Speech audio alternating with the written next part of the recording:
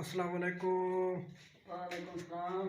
जनाब जी क्या हाल है? ठीक ठाक। तबीयत से ठीक है? दुआ में ठीक ठीक है। वाला बताओ ठीक। ये की हेलमेट शेलमेट चाड़ी बताओ ये ना हेलमेट दे यार। यो अमी स्कूटर ते आया। अच्छा किधर गया हो? नूरपुर गया हो? जी हाँ। अच्छा खैरी खैर आई के बन गया? तित्तर नहीं कालो। अच्छा के वो बन? अगे जेड़े टाइम आंदा से आई ना भाई चौं जाल जेड़ा मसला अच्छा वो चौं जाला तो ठीक हो गया तो हुण जेड़ा है ना खिदाई घट खांदा अच्छा ते विठू अपनी देखा अच्छा ते ओदी हुण कोई दवाई शवाई दा तो चाय ले आओ यार। हुण ठाडे रोज मैं ना चाले वरना ठंड तहाई बात है तहाई।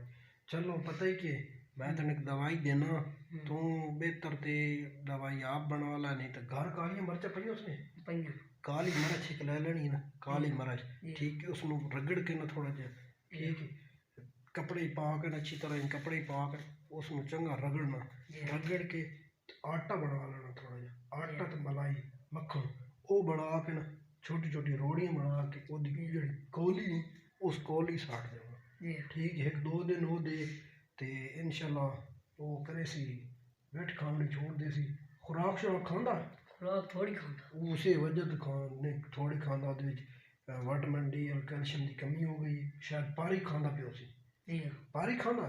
हाँ ये मसला तो बना हुआ अक्सर ते कोई नहीं परेशान ना हो ठीक हो वैसे तू इनकार लो काली मिर्च जब मैं तेन दवाई चाह देना ठीक है वो मिर्चां पीठी नहीं पई कालियां वो दाल पुसा लेनी दाल पुसा के ना अच्छी तरह मल के ना चंगी तरह मल के खुश करके 10-15 मिनट उन्हें रखना और थोड़ी जी इतनी सारी कौली भी सट देनी कौली सट के ना उत्तों जी मैं तेन काली मिर्चां दे सब पीठी नहीं जी वो सट देनी ओहदे विच ठीक है। वो जां खासी ते एक दो दिन वो देंदे रहना ना अगर खावे ते आटा ते मलाई विच रला के ते काली मिर्च रला के वो देना ठीक हुआ सी ते त्रीए चौथे ध्याड़े उसने लाजमी मिट्टी दी कर ठीक है।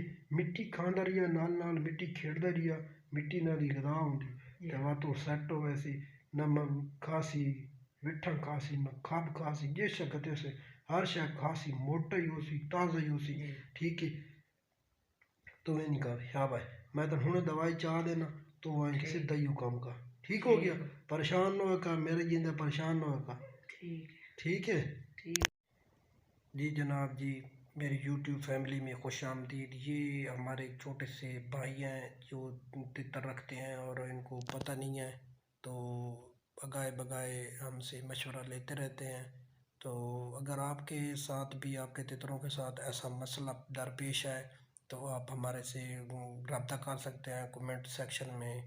हम इंशाल्लाह आपको रिप्लाई करेंगे। अगर आपके तितर भी पारा और बीटे खाता है तो आप ये काली मिर्चें दें। अगर ऐसा नहीं कर सकते तो दूसरे तीसरे दिन आप उसको सब्ज़ी वगैरह दें टमाटर वगैरह दें काट के और जो मटर वगैरह वो दें दूसरे तीसरे दिन क्योंकि अक्सर लोग सर्दियों में गर्म खुराक देते हैं जिस बाजरा और इस तरह की बहुत गर्म खुराकें देते हैं जिसकी वजह से ये काले तितर होते हैं ये मीट खाना स्टार्ट कर देते हैं और कमज़ोर होते हैं।